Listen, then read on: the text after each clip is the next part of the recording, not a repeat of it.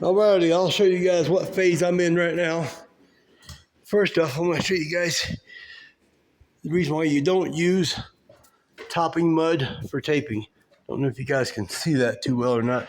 I've had to cut out a bunch of blisters. If I can get it on the right angle, there's a bunch of blisters right here I had to cut out right there where I was using the topping mud for the taping.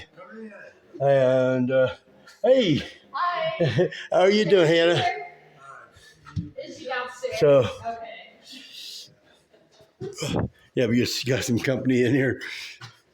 Got a big old blob of mud right here. I'm gonna try to figure out what to do with it. Where should I put it? Put it right here in the mud pan. That's fine. Yeah, big old blob of mud right there on the. Okay, so anyway, I'm doing some sanding here in this little hallway where I've been doing the taping and the finishing here. Oh, it's hot. I got it up as high as I can get with a 6-foot step ladder.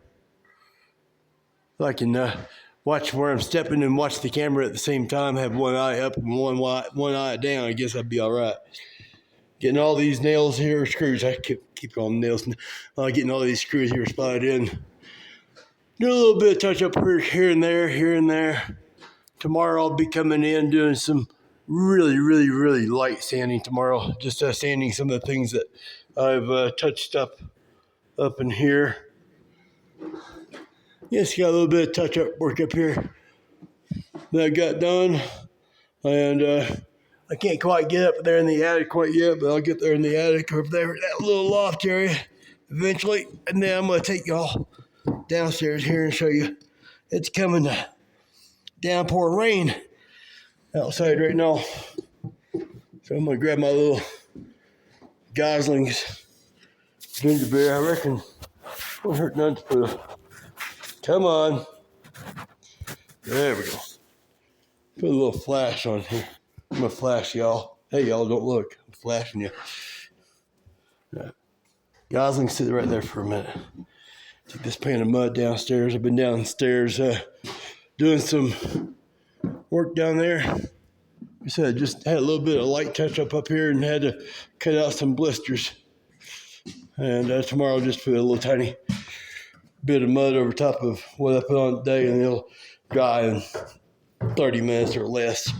Come on downstairs here. You can see how much sanding the other guy's been doing here. And he's not even done. He's coming here and he's getting all this. People got different ways of doing things, I guess. I'll show you here first off what I've done. I take this angle right here.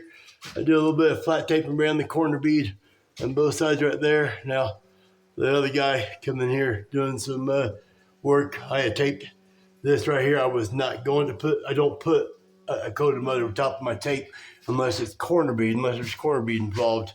I don't put a coat of mud over top of my tape when I tape my angles or my flats. Now I will feather in the edges as far as that goes. Now, this right here, I flowed all this out. I did a little bit of flat tape up and down through here. I did some angle taping up down through here. I did a little bit of flat taping right here. There was two right here. There was two 2x4s right here. So there was a 2x4 in the middle, and there was a joint on both sides right there. Wood. It wasn't even sheetrock. I did the little tiny angle up here, the teeny tiny piece of tape right there, the teeny tiny piece of tape right here. I try not to leave boogers behind. I don't do things like this. I try to leave all my goobers on my knife or in my pan. I did a little bit of flat taping right here. I do have to get in here just a little bit when everything dries. Now see this right here, I don't like that. I'm gonna have to get it there. Of course, this is all gonna have a first coat of mud over top of it. I don't put mud over top of my tape if I can help it. When I first tape, I like to let the tape dry and then come in, let it cure, if you will. So, floor that out. And you can see the other guy's been coming in here doing some mud work over top of the tape. Did a little bit of flat tape across the top right there.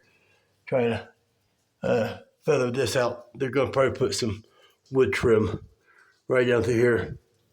I suggested caulking it, but that would take too much caulk. So that's a pretty good wide gap right there. And come on over through here into the garage. I did not put a coat of mud over this today. Neither did I put a coat of mud over this patch here today either. What I did was went ahead and put a bed coat over top of this. Now, I told you before that most of the time when you do these patches, the outsides are always the lowest and you got to feather out. Was not this case. And I said most times, I didn't say all the time. I had to float in the middle there, so it was a little bit higher. So I had to float that out or float it in, however you want to say it, and wait for that to dry. And hopefully it'll dry tomorrow. If it don't dry tomorrow, it'll be dry by Monday. And I'll come in here and I'll taper out the edges all around that. I'll come in here and fill in a little bit of void that's right here in the middle right there. I don't know if you guys can see this at all or not. I don't know if the camera is good enough to pick it up or not. So got just a little bit of tape issue right there, but that'd be just fine. Just do a little bit of light sanding on the little bit of ripples I got right there. And that's all I got for right now, guys. I'm fixing to go down here and get myself a bite to eat, and I'll talk to you guys a little bit later.